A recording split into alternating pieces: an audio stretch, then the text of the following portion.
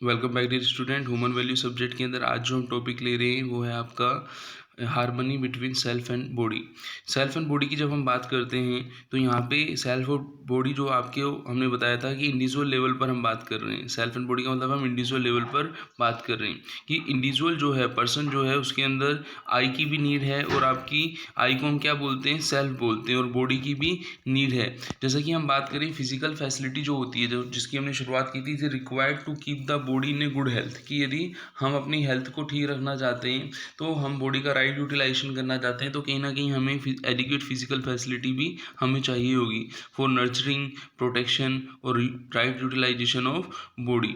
अब यदि हम बात करें कि फिजिकल फैसिलिटी, यदि हम बात कर रहे हैं बॉडी की नीड की हम बात कर रहे हैं तो बॉडी में कहीं ना कहीं हमें फूड भी चाहिए होगा, क्लोथिंग भी चाहिए होगा, फिजिकल फैसिलिटी भी चाहिए होगा।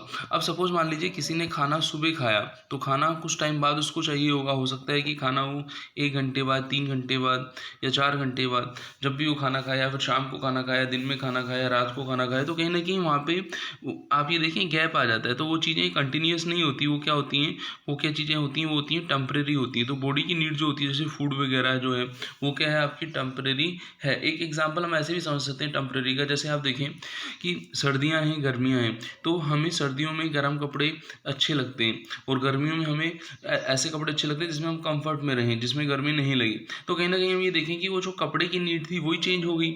सर्दियों में हमें गर्म कपड़े अच्छे लग रहे हैं और गर्मियों में हमें हल्के कपड़े अच्छे लग रहे हैं। तो कहीं ना कहीं हम ये बात कर रहे हैं, चाहे फूड की बात करें, चाहे हम क्लोथिंग की बात करें, कि फूड भी हमें कंटिन्यू नहीं चाहिए कि हर मिनट के अंदर हमें फूड की लगातार हम खा ही रहे हैं।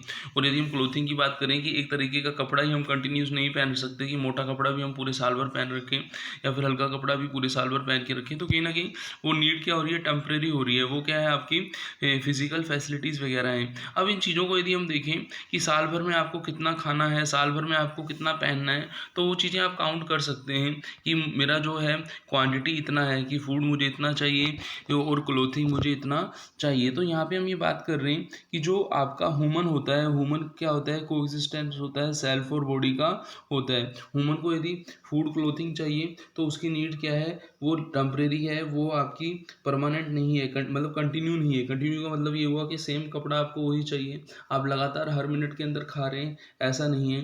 वो क्वांटिटी भी है कि हम साल भर के लिए इतना खर्चा है, हम अपना एक बजट बनाते हुए चलते हैं। आपने देखा होगा कि हम एक बजट बनाते हुए चलते हैं कि इस साल भर का हमारा खर्चा इतना है।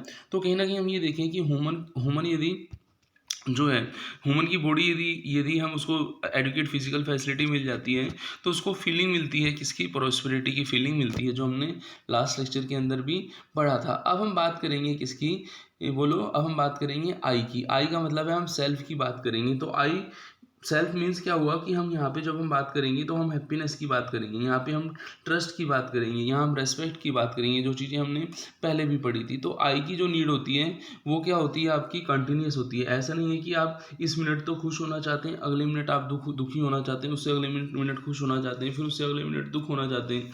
हर कोई ये चाहता है कि हर मिनट के अंदर क्या रहे, वो खुश ही रहे। तो जैसे आपको हैप्पीनेस चाहिए तो वो कंटिन्यू चाहिए। अब हम ये देखिए, हम ये भी नहीं बता सकते कि कंटिन्यू हैप्पीनेस जो है हमें कितनी हैप्पीनेस चाहिए, हमें हम क्वांटिटी नहीं बता सकते। तो उसको हम जिसकी हम क्वांटिटी नहीं बता सकते उसको हम क्या बोलते हैं, क्वालिटेटिव।